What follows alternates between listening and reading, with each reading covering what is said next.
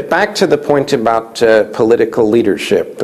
Richard Gilbert, my co-author on the book, was an elected public official for over a dozen years in Toronto. So he actually has firsthand experience in gaining and holding public office. My doctorate is in political science, so we approach this as a political challenge, recognizing that that is a key issue.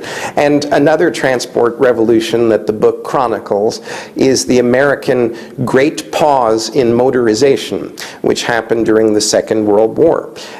We show how under extreme challenges, societies like the United States can rise to the occasion. And if time permits, I'll give a short encapsulation of that story. The United States entered the Second World War at the end of 1941, after many other countries were already fighting. Because of all the arms sales and other things that the U.S. was doing to the countries that were fighting, the American economy was growing.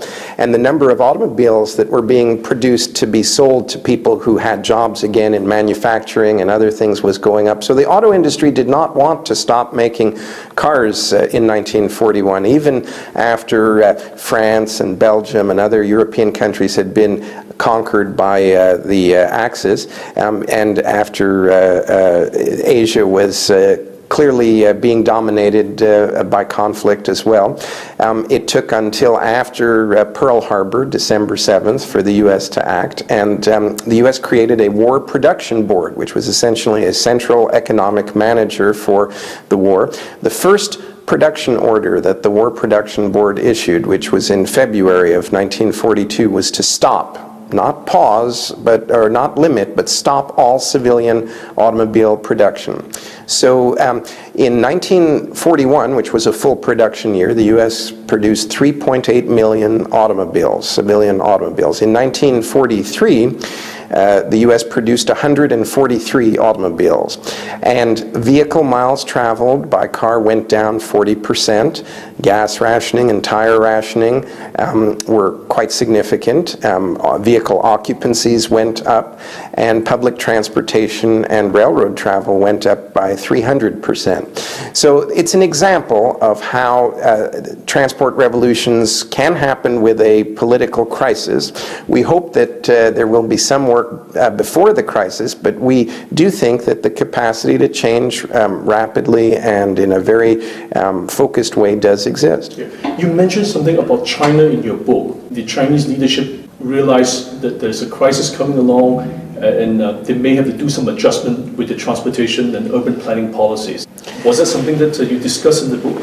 Yes, we do look at China, and Richard and I are not China experts.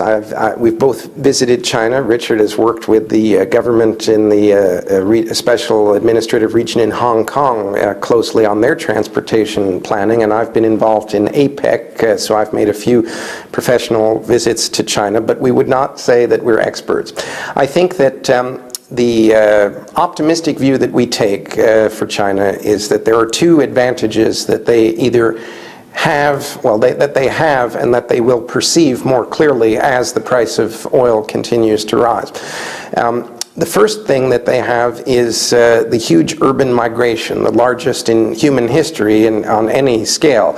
Hundreds of millions of people are moving from the countryside to the cities. And the Chinese do understand that they can't just put them in Beijing and Shanghai and the established cities. So they're building new cities. The point of that is that it is a lot easier to innovate and create energy-efficient transportation systems in a new urban environment when you're building it the first time than to try and retrofit an existing city of any kind. So as long as the Chinese leaders can see the possibility that they need to change, they will be able to do it faster because they will be able to just change the design of these new cities that they are building. Are they doing it now? Well, there's a few experiments. There's this famous Dongtan eco-city near Shanghai. It's a step forward, an experiment, but we think that that will be accelerated and made even more energy efficient. And we think that China is particularly well suited to something called personal rapid transit, which is a form of public private transportation. It's really a blend. It tries to take the best attributes of individual vehicles and public transportation together. To oversimplify, it uses computer-guided and computer-controlled vehicles that can operate on very simple structures that aren't very heavy, like elevated tracks or tunnels or anything like that, that can take people from where they want to go or within a few steps of it to another place, using much of the intelligent transportation technology that's been developed for other purposes, to avoid congestion and to improve logistics. Well, you can take those same programs and have them run vehicles effectively in these personal rapid transit systems. It is possible to build them much more simply in new urban areas, because then you don't have to build as big a road network.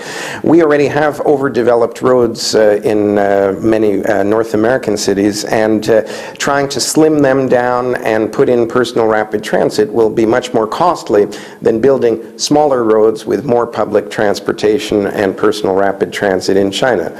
Well, you know, this is well documented. The urban Chinese are having a love affair with cars, just like what happened here, in North America. And the government is also putting a lot of money into building highways, expressways, and that's in full swing now. Yes.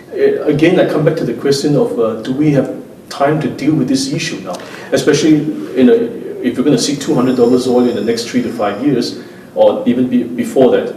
Yes. How are we going to deal with this situation of China accelerating highway construction and automobile ownership, and then the Americans having this legacy system and needing to adapt to this new situation? Well, we're going to have a disaster between these two countries. I hope not. Again, I think that there's quite a reasonable possibility that the Chinese leadership will understand that people who've never been in an automobile, of which there's still hundreds of millions in China, will find good quality personal rapid transit to be an acceptable improvement compared to walking in the rural areas, which was all they had, or maybe a bicycle if they were very lucky before. So yes, people who already live a middle-class, westernized lifestyle in Beijing or Shanghai in China will resist change. But just by the numbers, there's still many, many more Chinese who would see any type of electric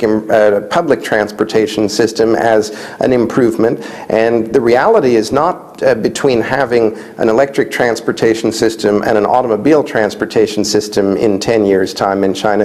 It's between having the electric transportation system and nothing.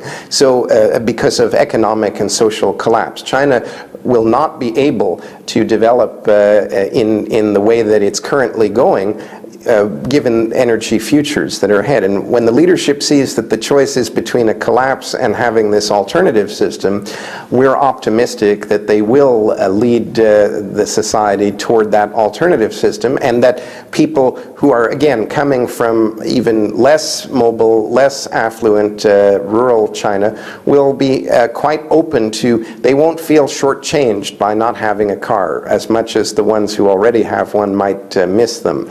So the change even in China will probably happen in the newer cities first, and places like Beijing and Shanghai will change more slowly, maybe not as slowly as Los Angeles or Phoenix in the United States, but you could imagine a continuum of change where the brand new cities with new migrants will change the fastest because they're being built from scratch. And that can happen tomorrow, it can start tomorrow, and some of these new cities of 2 million people will be built in 3 or 4 years' time.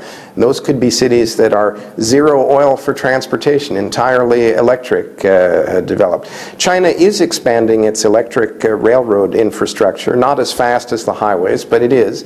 And I think that they will move in that direction, again, not necessarily as a first choice, but after a realization that that is the only way the society can survive.